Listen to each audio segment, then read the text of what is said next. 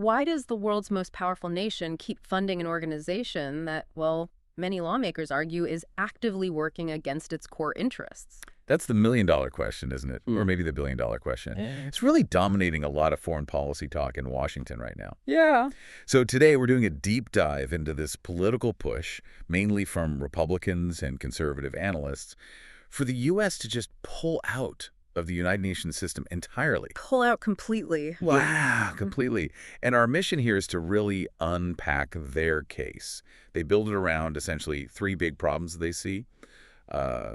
Fiscal waste, a threat to national sovereignty, and frankly, just poor performance on foreign policy goals. And this isn't just talk, right? There's actual legislation. Oh, absolutely. You should know, Senator Mike Lee from Utah and Representative Chip Roy from Texas, they've introduced this bill, the Disengaging Entirely from the United Nations Debacle Act of 2025. Quite a title. Debacle Act. Doesn't leave much room for interpretation. Not really. It's pretty blunt. And look, similar bills have popped up before, over the past few decades, and they've mostly just been symbolic. They failed. Right. But this one aims for the whole package.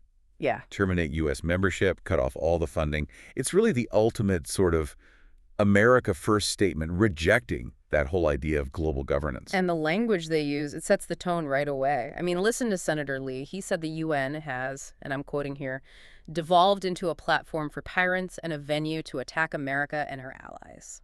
Yeah, when that's your starting point, you know the debate is going to be intense. It frames the UN not just as ineffective, but as actively hostile. Okay, so let's dig into that first big argument, the money, the fiscal cost. What exactly are U.S. taxpayers paying, and why do critics say we're getting such a bad deal? Well, the numbers are pretty stark. The main point is just how much more the U.S. pays compared to everyone else.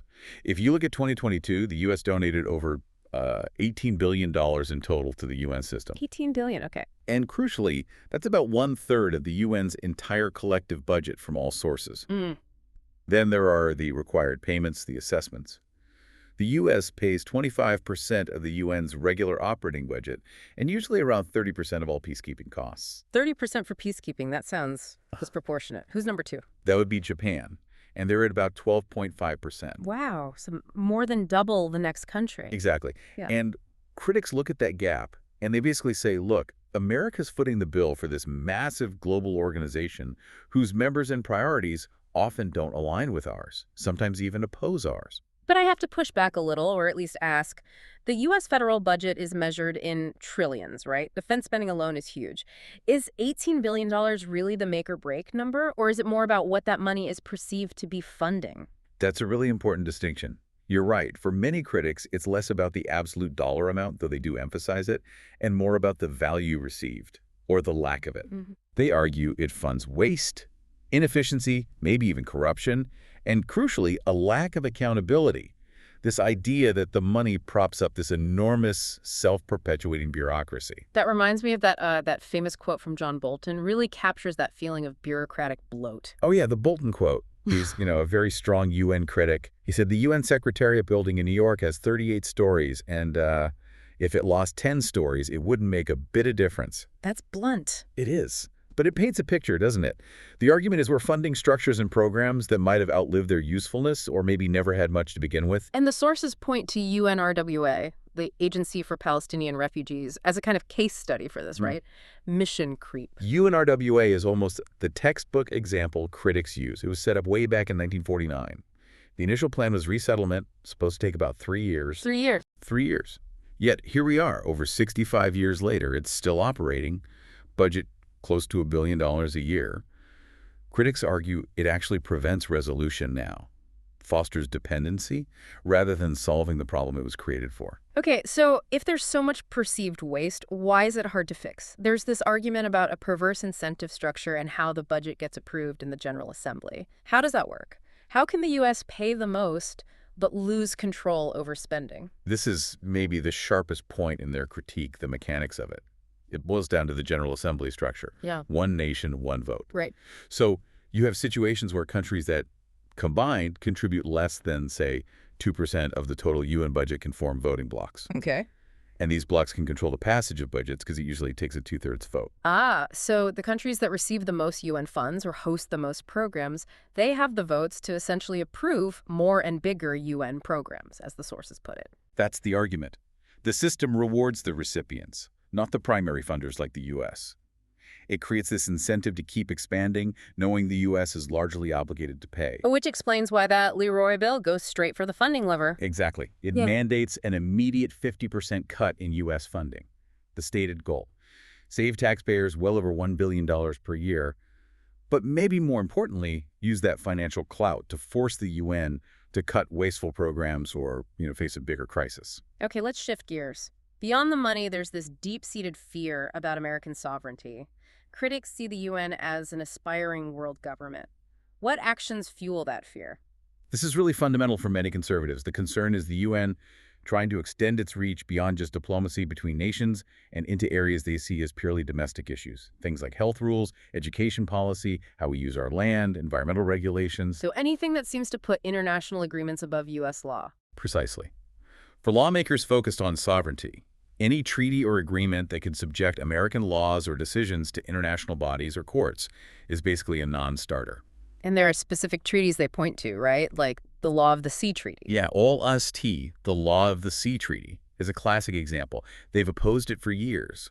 The worry is it would create international rules and potentially taxes affecting things like U.S. fishing rights, offshore energy exploration, resource management within our own economic zone.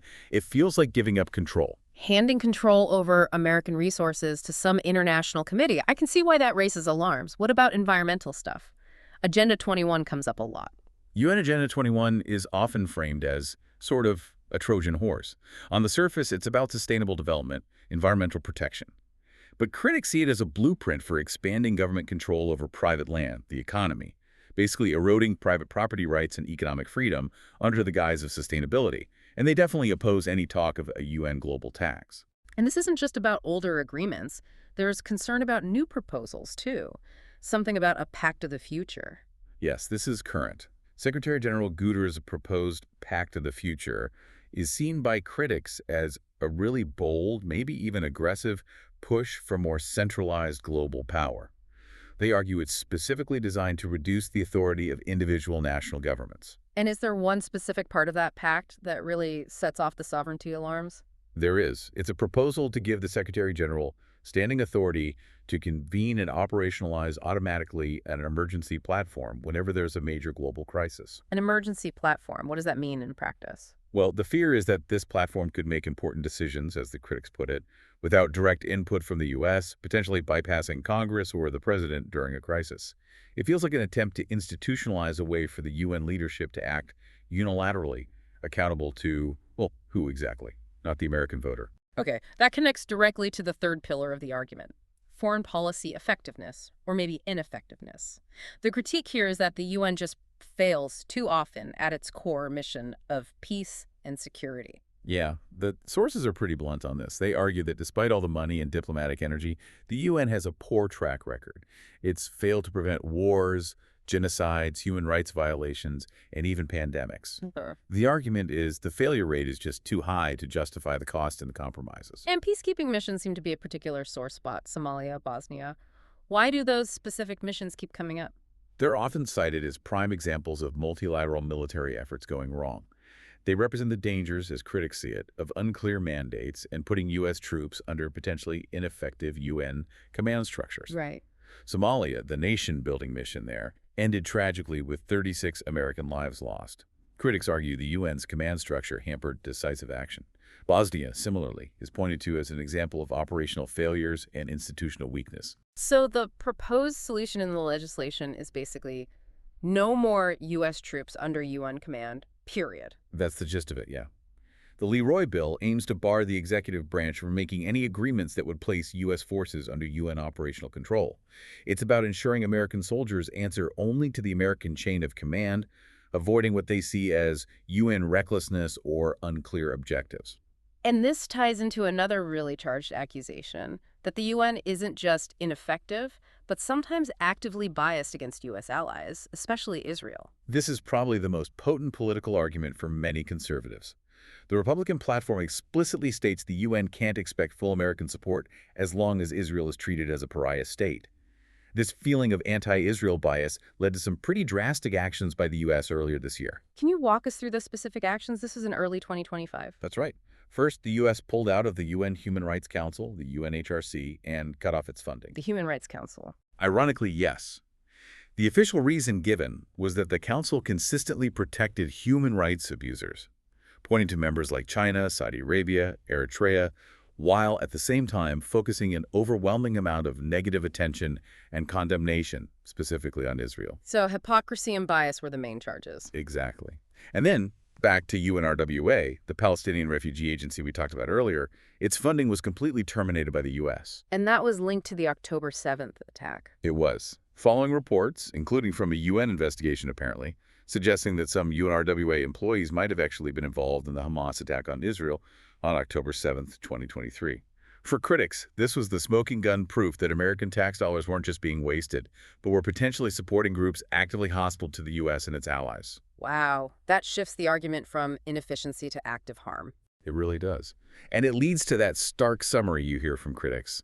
The UN has enjoyed American tax money while often undermining our interests, attacking our allies, and bolstering our adversaries. When you put the fiscal waste, the sovereignty concerns, and these foreign policy failures together, they argue the whole structure is just broken beyond repair from an American perspective. So wrapping this up, what should you, our listener, take away from all this? This push to leave the UN, it comes from a really deep skepticism about multilateral organizations, a feeling that they inherently undermine American sovereignty, cost too much, and don't deliver on security. That really captures the core of it. And look, this isn't entirely new. As we said, bills to withdraw have been introduced almost like a ritual since the late 90s. But the recent actions, defunding UNHRC, defunding UNRWA, feel different. They suggest a more serious, targeted strategy. Less talk, more action, using financial leverage. Exactly. Use the power of the purse to force the UN to change dramatically, to shrink back to maybe just a basic diplomatic meeting place, or else risk losing its biggest contributor entirely. But here's the final thought, maybe the really tricky question, especially if you're focused on American leadership and power on the world stage. The what? The U.S. has a unique position. We're one of only 5 countries with a permanent seat and a veto on the UN Security Council. That's enormous power, isn't it? It's the ultimate diplomatic trump card, arguably. So for someone who believes in putting America first, the question becomes, how do you best protect U.S. interests? Do you walk away completely, give up that veto, give up that guaranteed seat at the table where major global decisions are made? Right. Or do you stay in, even with all the frustrations, and use that, leverage the money, the veto, the political weight, to try and force the organization to bend more towards American interests? Withdrawal versus aggressive leverage. That seems to be the fundamental choice at the heart of this debate.